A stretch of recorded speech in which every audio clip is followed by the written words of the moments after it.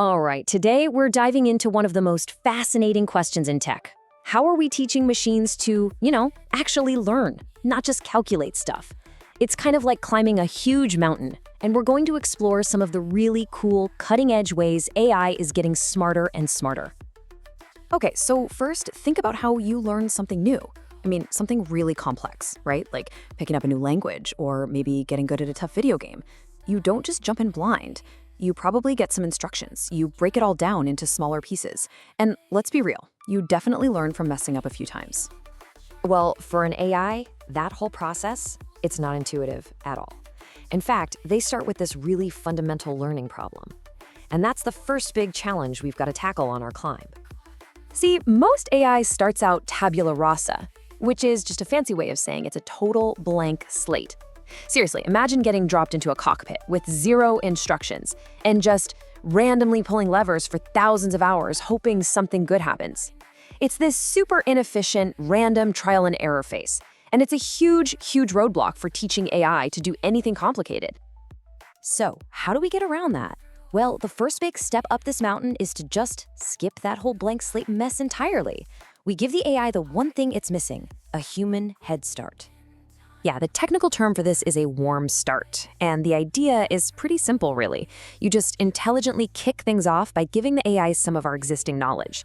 And there's this really cool framework called Prolonets from researchers at Georgia Tech that does exactly this. And what's so brilliant about this whole approach is just how simple it is.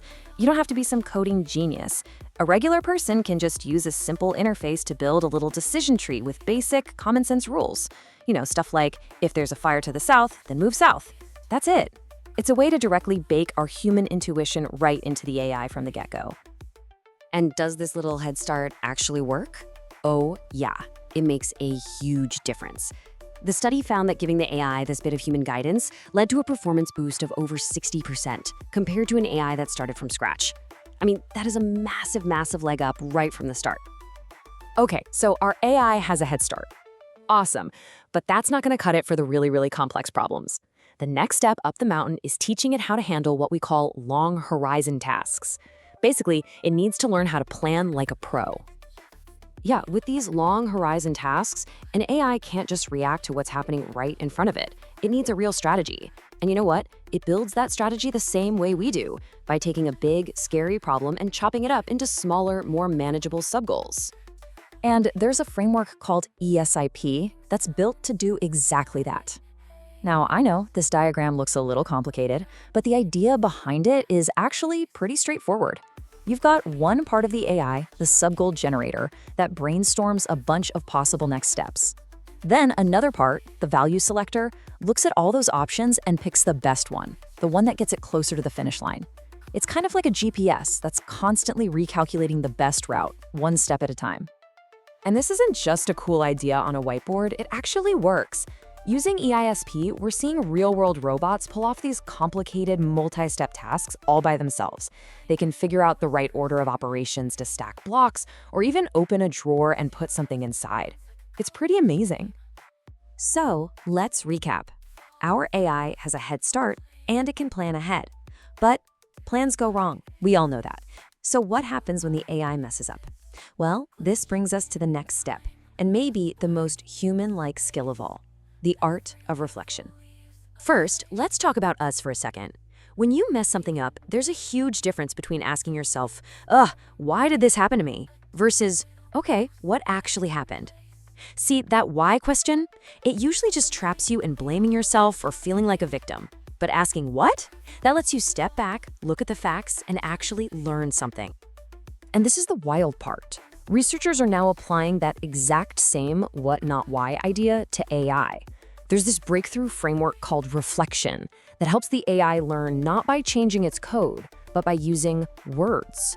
It literally teaches the AI to talk itself through what went wrong. And the process is this really elegant 4-step loop. First, the agent gives the task a shot. Second, it gets a score on how well it did.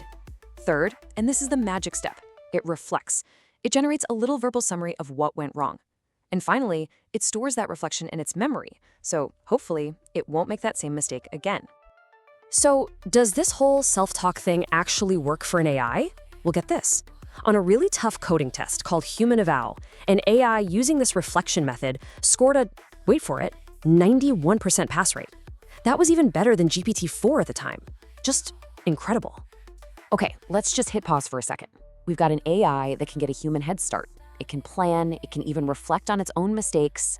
It sounds pretty darn smart, right? But this is where things get a little weird.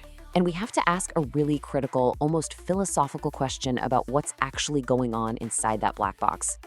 So if an AI can do all this stuff, if it can plan and act and reflect and get the right answer, does that mean it actually understands the world? Like, does it have a real coherent picture of reality in its mind? To figure this out, some researchers did something clever. They trained an AI on how to navigate Manhattan. So on the left, you've got the real map. And on the right, this is kind of what you'd expect the AI's internal map to look like, right? Mostly correct, maybe a few little errors here and there. Seems reasonable. Yeah, but this is what the AI actually created. On the left, again, is the real world. On the right is the map that was built from the AI's internal understanding. It is a complete mess. A tangled, physically impossible nightmare of streets that just can't exist. So here's the kicker. The AI can still find the shortest path between 2 points, but it has absolutely no clue what a city is actually like. The researchers who did the study put it perfectly. They said, the transformer's underlying world model is incoherent. It can get a high score, it can do the task you give it, but its internal picture of reality is just broken. It's a system that is brilliant at mimicking patterns, but it has zero actual comprehension. So, after that, kind of a mind-bending revelation, right? Where does that leave us? What's the next big step on this wild journey of AI learning? I mean, look how far we've come. We figured out how to give AI a warm start with our own knowledge. We've taught it how to plan by breaking down big problems. We've even enabled it to reflect on its own mistakes. All these things have made AI incredibly good at doing stuff. But that crazy Manhattan map, that shows us the ultimate challenge. We're getting really, really good at teaching AI to learn in ways that look a lot like how we learn. But the next great challenge, the real peak of this mountain, is building an AI that can actually understand the way we do. And you have to wonder, what would that even look like?